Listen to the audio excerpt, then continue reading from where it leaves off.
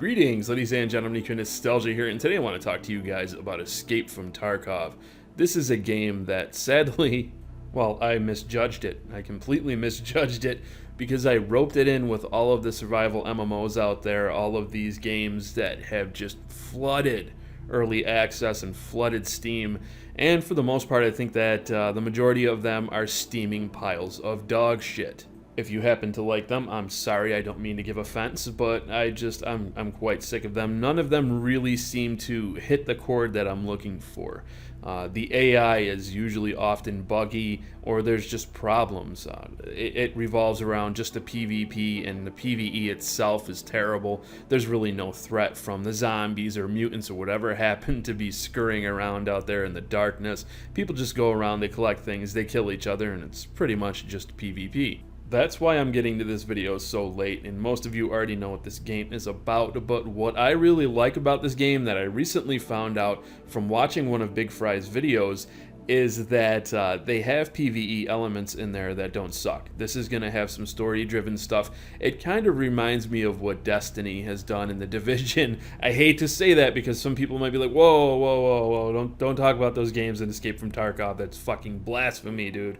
And really, I hope that this game does much better than those games, and I hope that it delivers on the promises that everybody is looking forward to. But it looks like there's a lot more depth here. It looks like you're going to get more than just scavenging for bullets and food and what have you and trying to survive. The fact that you can go into a cooperative setting against the AI, you can gather weapons and then you can take them into PvP, I like that. It's nothing innovative, it's been done before, as I mentioned with the games that shall not be named.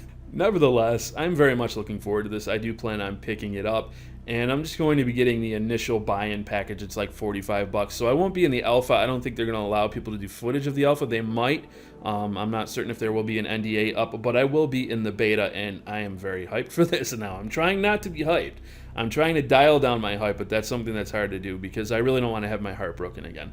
But the fact that this game is an MMO setting, it's got RPG elements in it, you can trade with NPCs, you can increase your standing with them to get better goods, you can set up your own trader store, and you can have people running goods for you. I think that that's fascinating. Another thing that really stood out for me was the narration that takes place between the enemies and your team. They're kind of just talking. I don't know if this was really heavily scripted. I hope it's not. I hope this is something that is in the game. But the voice acting seems just phenomenal. The Russian lingo, everything about it just seems really good. And that might have to do with the fact that the developers behind this are indeed Russian. But I really like that aspect. And I have to say, I know I just said this, but I really hope that it wasn't scripted, what I've seen. I'm sure it is to a certain degree. But the shit talking that was kind of going back and forth, I really enjoyed that. There's a part in one of the gameplay trailers where the guy's like, "Goddamn Ruskies!" And then the Russians call them tourists and shit. I mean, that's just awesome. I love that smack talk that is happening on the fly between the different characters.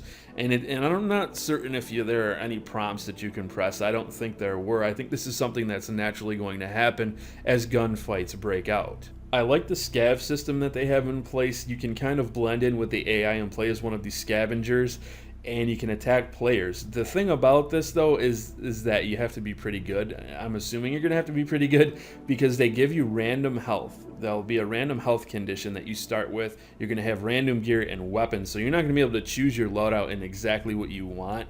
But the thing about playing as a scav is you don't have to worry about dropping anything. You don't lose anything from your main character. But if you manage to secure some weapons and get out alive, that stuff goes to your main character's stash. Now, contrary to that, if you're playing as your main character and you go on a raid and you die, you can lose all of your shit.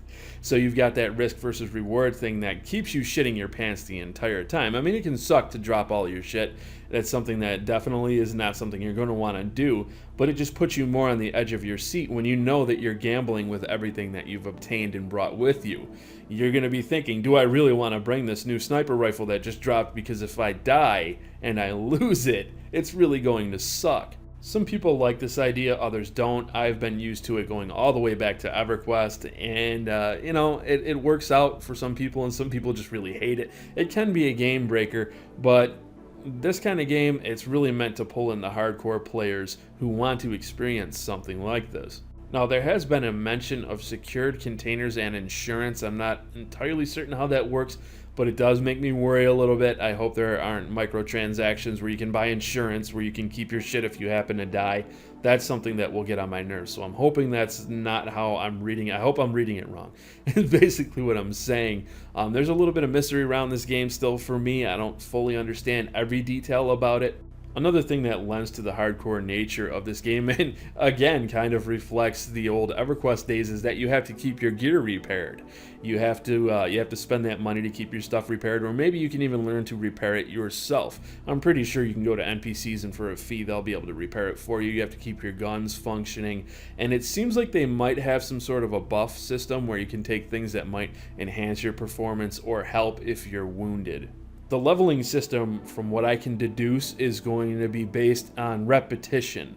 And that seems to me like they're going for the Elder Scrolls approach. The more you do something, the more you level it up. I prefer that over just leveling up and putting points wherever you want. So let's say you use a sniper rifle a lot and you level that up. Well, now you can maybe put points into better zoom or something. Maybe you can equip better scopes. Maybe there'll be less scope sway. This is very preferable to me over standard leveling systems. There are going to be over 100 skills that you can apply in this way to customize your character and give you that unique feel that you're looking for. This is something that is very important in RPGs, and the system itself, I think, lends to that customization even more. I love this. I cannot stress to you guys exactly how much I love this, and I hope that more games follow suit. Now, in terms of actual combat, it doesn't seem like it's going to be something that pisses off people who really like the first-person shooter aspects. It doesn't look like the RPG elements are going to get in the way. Like, say, with The Division. If you shot somebody with a low-level weapon, you didn't do that much damage. I know that pissed off a lot of people in my circle, and they just didn't like that. They thought those aspects shouldn't get in the way. If you shoot someone in the head, they should go down. It shouldn't matter how much damage your weapon does. And it doesn't appear like they're trying to do that with this game at all. That's something that is going to be completely tossed aside. Yes, there are RPG elements here, but the weapons are going to function much more realistically, and I do appreciate that. Another thing that's interesting to me is that you can pick up radio headsets. Just the mere mention of this makes me think, maybe you can't communicate with people long distance and you can only chat in proximity unless you happen to find a headset. I love that idea.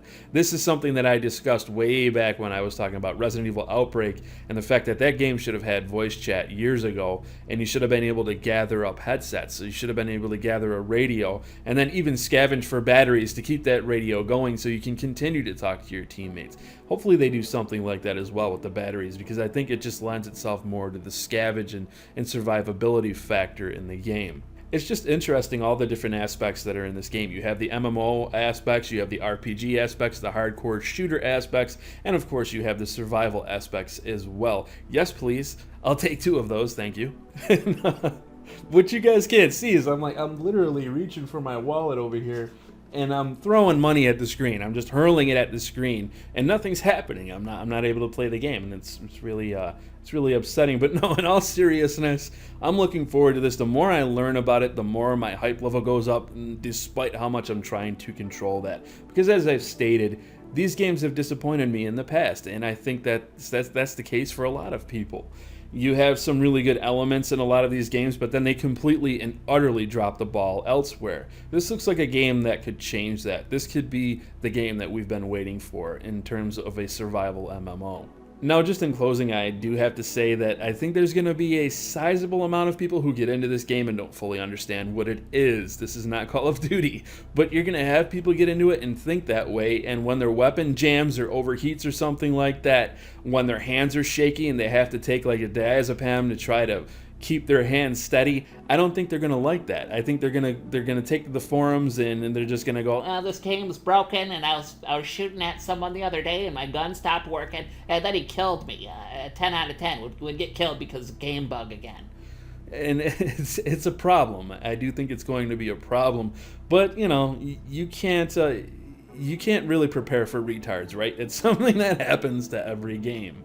But at this point, I want to kick it over to you guys. You know what time it is. Get down in that comment section below. Let me know what you think of this video. Let me know what you think of Escape from Tarkov. If you enjoyed this video, please remember to rate it thumbs up. If you're new here, I ask that you please subscribe. I thank you all for watching, and I look forward to seeing you all in my next video. Hey, you know what? I think you devs need to fix this game. I had my scope right over somebody's head about 100 yards away and the bullet dropped. This shit is broken.